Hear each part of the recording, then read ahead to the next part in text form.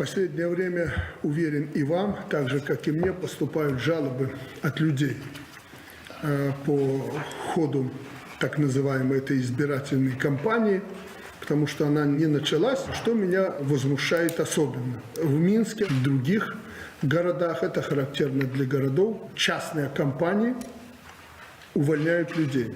Притом, боюсь сказать массово, но достаточно много. Я насчет этого уже соответствующее заявление делал. Мало того, увольняют людей тех, кто не отдал подпись за альтернативных так называемых кандидатов. Обнаглели уже в край.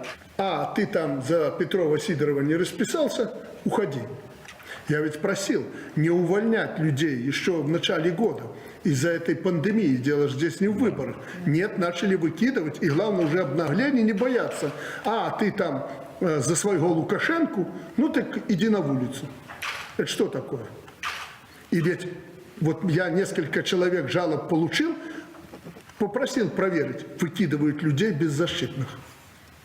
Вы понимаете, у кого нет денег, папы, мамы, которые могут защитить, вот выкидывают на улицу беззащитных людей. Значит, надо этих буржуев привести в чувство.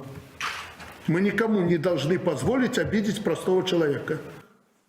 Надо выработать с генеральным прокурором, подключить комитет государственного контроля и другие структуры с местными органами власти и прошерстить этих пузатых буржуев, чтобы они несли ответственность за людей.